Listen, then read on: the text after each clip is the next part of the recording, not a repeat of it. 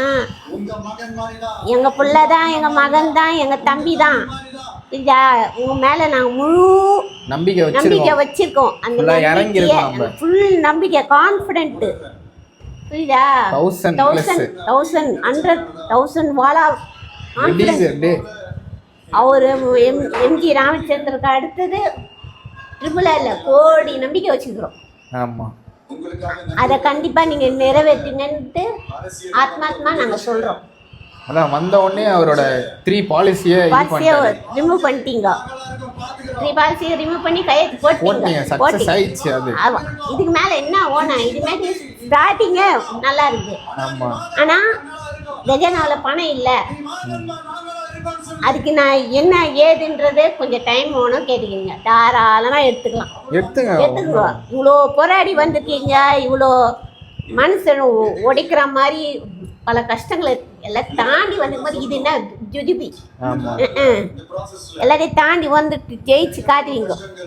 போய் தலைமைச் செயலகத்தில் போய் கான்ஃபிடென்ட்டாக அந்த சேருக்கு ஒரு மதிப்பு மரியாதை வந்துருக்கு. நாங்கள் யார் பொறுத்து பண்ணவே இல்லையே. கண்டிப்பாக சொல்கிற குறைக்கிறதுக்கு பச்சின்னு இருக்கணும்.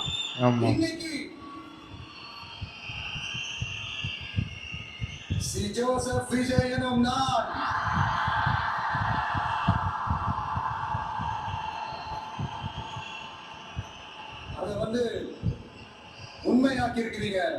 உண்மையிலே எனக்கு என்ன சொல்றதுன்னு எனக்கு தெரியல. வேர்ல்ட் ரெக்கார்ட் மாதிரி தான் இது. வேர்ல்ட் ரெக்கார்ட் இல்ல, வேர்ல்ட் ரெக்கார்டுக்கு மேல ரெக்கார்ட். வேர்ல்ட் எல்லா இடத்துலயும் பாக்குறாங்க. ஏய், சைனால எல்லாம் வாழ்த்து சொல்றாங்கடா. ஆமா, இது கல்பனை இல்ல, அதுமா துபாய்க்கு அடுத்தது ஒரு ஊர் இருக்கு. இப்ப கூட அது இதுவாயிடுச்சு, கத்தாரி அந்த நாட்டை கொண்டாடுறாங்க, செலிப்ரேட் பண்றாங்க. சிங்கப்பூர்ல சொல்லே வேணாம், அந்த அளவுக்கு இருக்குது. ஏன் இலங்கையில சட்டசபையில கீழ்கீழ் கேக்குறாங்க. 4வது முறை போயும் கொடுக்க மாட்டேன்றாரு அந்த ஆளுநர். அவர் என்ன தம்ம நேர்மையா தானே வராரு, கேக்குறாரு அப்படின்னு. நம்ம தமிழ்நாடு கவர்மெண்ட் இருக்கிற அந்த நிலைமையை பத்தி நான் உங்ககிட்ட நான் சொல்லணும். கிட்டத்தட்ட 10 லட்சம் கோடிக்கு மேல கடன் வாங்கி வச்சுட்டு போயிருக்கிறார். இன்னைக்கு அந்த தமிழ்நாடு அரசு இருக்கிறப்போ, கஜானாவை சுத்தமா தொடச்சி வலிச்சு வச்சுட்டு போயிருக்கிறப்போ, தூக்க முடியாத சுமையை ஏத்தி வச்சுட்டு போயிருக்கிறப்போ, நான் கொடுத்த அறிவுலாம் நடக்குமா நடக்காத உங்களுக்கு சந்தேகம் வரும். அதுக்கு ஒரு டைம் கேட்குறாரு. இப்போ இந்த நிலைமையிலையும் முதல் நாளே கேட்குறாரு. எல்லாம் தெரிஞ்சு எல்லாத்துலேயும் ஒரு ப்ராப்ளம் இருக்குன்னா அதை சால்வ் பண்ணதுக்கு ஒரு டைம் வேணும், சொல்யூஷன் வேணும். இவ்வளோ இது தாண்டி வந்துக்கும்போது இந்த சொல்யூஷன் மக்கள் கொடுக்க மாட்டாங்களா? கண்டிப்பாக கொடுப்பாங்க. எல்லாத்துக்கும் போராடி வந்துக்கிறாங்களே மக்கள். கோவிலில் வேண்டுதல், எவ்வளோ பிரார்த்தனை. ஒரு டிரான்ஸ்பரண்டான ஒரு கவர்மெண்டா, அதாவது இன்னைக்கு நம்ம தமிழ்நாடு கவர்மெண்ட் இந்த நிலைமையில தான் இருக்கு அப்படிங்கறத உங்ககிட்ட சொல்லிட்டு I just want to take it forward from there. அதுக்கப்புறம் நம்ம எடுக்கிறேன். இததான் நம்ம எதிர்பார்த்தோம். ஆமா, இததான் எதிர்பார்த்தோம். ஆனா ஓப்பனா சொல்லிட்டு பண்றாரு பாரு. இது யாருக்கு வரும்? தில்லியே கிடையாது. இல்ல, தில்லி இது ஜனங்களுக்கு மக்கள் பார்த்து நிற்கிறாங்க. தமிழ்நாட்டு அத்தனை ஜனங்களும் பார்த்து நிற்கிறாங்க. இந்த கான்ஃபிடன்ஸ் சொல்றதுக்கு தைரியம் வரணும்ல.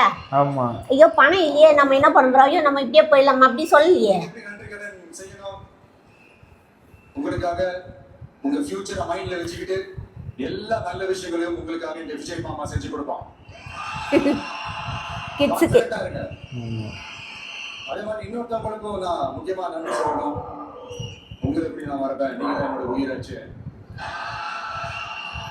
தமிழக வெற்றி கழக தோழர்களே, எல்லாம் என்ன நினைச்சாங்க, வெறும் ஃபேன்ஸு கூட்டமா இருக்காங்க, விஜய் ஜெயிக்க மாட்டாரு, எல்லாம் சும்மா போயிடுவாங்க. ஆனா இப்ப நிறைவேற்றிட்டார்ல, எல்லாருக்கும் நன்றி கடன் சொல்றாரு பாரு. அதுக்கே தலை வணங்கணும் ஜனங்க. கிட்ஸ்ல இருந்து எல்லாருக்கும் சொல்றாரு பாரு. வெறும் அந்த போஸ்டிங் உட்காந்து மட்டும் சொல்லிட்டு போல, நன்றி சொல்லிட்டு போல. ஒரு fresh governance, ஒரு new governance அவனுக்கு கொடுப்போம். This is a new beginning. Yes.